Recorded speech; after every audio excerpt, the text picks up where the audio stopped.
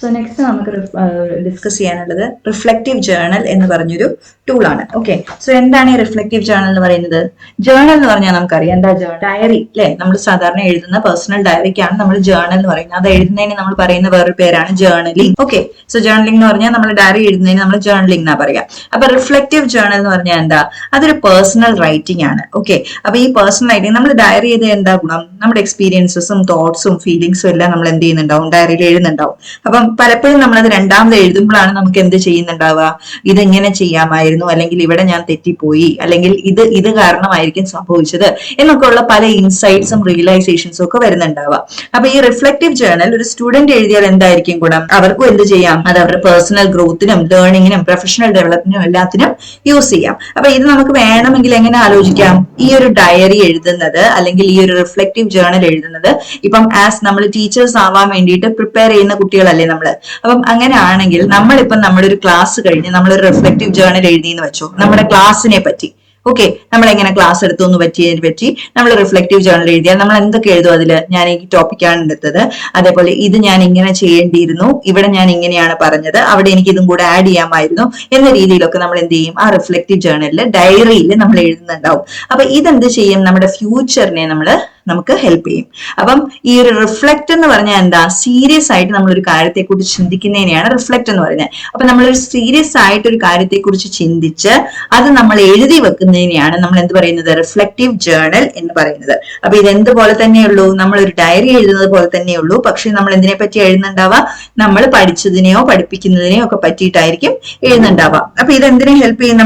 നമ്മൾ ചെയ്ത കാര്യങ്ങൾ എന്തൊക്കെയാണ്, നമ്മൾ എന്തൊക്കെ പഠിച്ചു, ആ ഒരു എക്സ്പീരിയൻസ് എങ്ങനെയായിരുന്നു, അതേപോലെ നമുക്ക് എന്തൊക്കെ ഡിഫറെന്റ് ആയിട്ട് ചെയ്യാം ആ കാര്യത്തില്, നമ്മുടെ എക്സ്പീരിയൻസസ് നമ്മൾ അതൊക്കെ എന്ത് ചെയ്യാണ്? നമ്മൾ പെൻ ഡൗൺ ചെയ്യാണ്. അപ്പൊ ഇങ്ങനെ നമ്മൾ പെൻ ഡൗൺ ചെയ്യുമ്പോൾ അതിന് പ്രത്യേകിച്ച് ഫോമാറ്റ് ഒന്നും ഇല്ല കേട്ടോ. നമുക്ക് എങ്ങനെ വേണമെങ്കിലും എഴുതാം. ഇപ്പൊ ബുള്ളറ്റ്സ് ആയിട്ടോ, ലിസ്റ്റുകളായിട്ടോ, അല്ലെങ്കിൽ പോയിന്റ്സ് ആയിട്ടോ, അല്ലെങ്കിൽ വെറും ടെക്സ്റ്റ് ആയിട്ട്, നമ്മൾ ഒന്നും ഒരു ബൈഫിക്കേഷൻ ഉള്ള ടെക്സ്റ്റ് ആയിട്ട്, അല്ലെങ്കിൽ ഇമേജസ് ഇൻക്ലൂഡ് ചെയ്ത്, സോ എങ്ങനെ വേണമെങ്കിലും നമുക്ക് എന്ത് ചെയ്യാം? ഈ റിഫ്ലക്റ്റീവ് ജേർണൽ എഴുതാം. പക്ഷെ അതെന്താണ്? നമ്മുടെ തോട്ട്സ് ആണ്. ഓക്കെ, അപ്പം ഇത് വെച്ചിട്ട് നമുക്ക് എന്ത് ചെയ്യാം?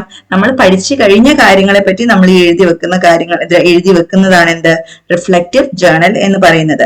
അപ്പം ഇത് വേണമെങ്കിൽ എന്തിനു യൂസ് ചെയ്യാം? ക്രിട്ടിക്കൽ തിങ്കിങ്ങിനും നമ്മുടെ ഒരു സെൽഫ് അവയർനെസ്സിനും ഒക്കെ ആയിട്ട് നമുക്ക് യൂസ് ചെയ്യാം. ഓക്കെ, സോ ഇതിന് പല ബെനിഫിറ്റ്സും ഉണ്ട്. റിഫ്ലക്റ്റീവ് ജേർണലിന്റെ ബെനിഫിറ്റ്സ് പറഞ്ഞാൽ എന്തൊക്കെ പറയാം? ഒന്ന്, അത് നമ്മുടെ എന്താണ്?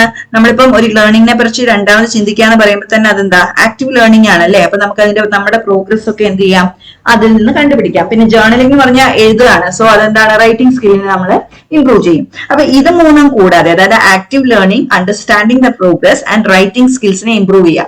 ഈ 3 പോയിന്റ് കൂടാതെ നമുക്ക് എഴുതാവുന്നതാണ് ഈ ഒരു 5 കാര്യങ്ങൾ. എന്തൊക്കെയാണ്? First one, culturally appropriate tool for mutual communication. അപ്പൊ നമ്മൾ ജേർണൽ ചെയ്യാന്ന് പറഞ്ഞാൽ ഒരു കുട്ടി ജേർണൽ ചെയ്യുമ്പോൾ ആ കുട്ടിയുടെ കൾച്ചറൽ ബാരിയേഴ്സ് ഒക്കെ എന്തുണ്ടാവില്ല?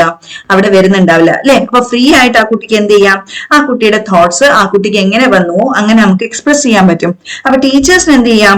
ഈ ഒരു റിഫ്ലക്റ്റീവ് ജേർണൽ കണ്ടാല് ആ കുട്ടി എന്താണ് വിചാരിക്കുന്നത്, ആ കുട്ടിയുടെ കൾച്ചറൽ വ്യൂ പോയിന്റ്സ് എന്താണ് എന്ന രീതിയിലൊക്കെ അറിഞ്ഞിട്ട് അവർക്ക് വേണ്ട ഹെൽപ്പ് ചെയ്തു കൊടുക്കാൻ ടീച്ചറിന് കഴിയും. ഓക്കെ, സോ അങ്ങനെ റിഫ്ലക്റ്റീവ് ജേർണൽ യൂസ് ചെയ്യാം. പിന്നെ എന്താണ്? It's A dialogic tool between instructor and the students. അപ്പൊ ഇവിടെ എന്താ നമ്മൾ ചെയ്യുന്നത്?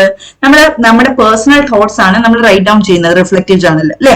അപ്പൊ ഈ പേഴ്സണൽ തോട്ട്സ് നമ്മളിപ്പം ഒരു ടീച്ചർ കാണുകയാണെങ്കിൽ അവർക്ക് എന്ത് ചെയ്യാം? നമുക്ക് പേഴ്സണലൈസ്ഡ് ആയിട്ട് തന്നെ എന്ത് ചെയ്യാം? ഗൈഡൻസ് തരാം അല്ലെ. അപ്പൊ ഈ ഒരു കുട്ടിയുടെ കൺസേൺസ് എന്താണ്, ആ കുട്ടിക്ക് ഏത് കാര്യവും മനസ്സിലാവാഞ്ഞത്, ആ കുട്ടി ആ ഒരു പ്രത്യേക കാര്യത്തെ കുറിച്ച് എന്താണ് വിചാരിക്കുന്നത് എന്നൊരു രീതിയിൽ തന്നെ അവർക്ക് ടീച്ചേഴ്സിന് എന്ത് ചെയ്യും? മനസ്സിലാവുക, അതനുസരിച്ച് അത് നമുക്ക് പറഞ്ഞു തരികയും ഗൈഡ് ചെയ്യുകയും ടീച്ചേഴ്സിന് ചെയ്യാം.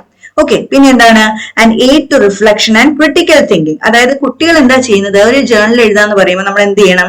നമ്മളൊന്ന് കഴിഞ്ഞു പോയ കാര്യത്തെ കുറിച്ചായിരിക്കും നമ്മൾ ജേർണൽ എഴുതുന്നുണ്ടാവുക അല്ലെ. അപ്പൊ ഡയറി എഴുതുന്നുണ്ടാവുക. അപ്പൊ നമ്മൾ ആദ്യം എന്ത് ചെയ്യും? അതിനെക്കുറിച്ച് ചിന്തിക്കും. എന്നിട്ട് എന്തൊക്കെ നടന്നു, അല്ലെങ്കിൽ എന്തൊക്കെയാണ് സംഭവിച്ചത്, അതിനെ പ്രോപ്പറായിട്ട് ഇവാലുവേറ്റ് ചെയ്തിട്ടാണ് നമ്മൾ എന്ത് ചെയ്യുന്നുണ്ടാവുക?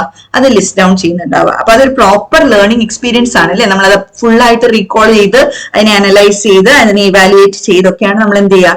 ഡയറി എഴുതുക. അപ്പൊ അതെന്ത് പ്രൊമോട്ട് ചെയ്യുന്നുണ്ട്? ക്രിട്ടിക്കൽ തിങ്കിങ്ങിനെ പ്രൊമോട്ട് ചെയ്യുന്നുണ്ട്.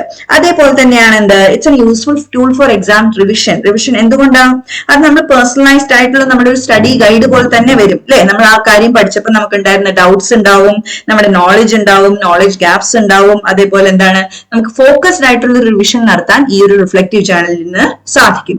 പിന്നെ എന്താണ്, ഇറ്റ്സ് എൻ ആറ്റിറ്റ്യൂഡ് ചേഞ്ചർ. അതായത് എന്താ, തുടക്കത്തിൽ നമുക്ക് ആർക്കും ഇഷ്ടം ഈ റിഫ്ലക്റ്റീവ് ജേർണൽ എന്ന് പറയുന്നത് വലിയ ഇഷ്ടമൊന്നും അല്ലായിരിക്കും, എക്സ്ട്രാ വർക്ക് പോലെയാ തോന്നുന്നുണ്ടാവുക അല്ലെ.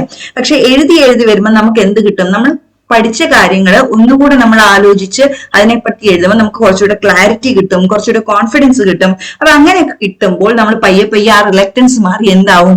അഡിക്ഷൻ ആവും. അപ്പൊ റിഫ്ലക്റ്റീവ് ജേർണൽ എന്താവും? നമുക്ക് തന്നെ സപ്പോർട്ടീവ് ആയിട്ടുള്ള ഒരു ടൂൾ ആയിട്ട് വരും. So these are some of the benefits of reflective journal. Okay.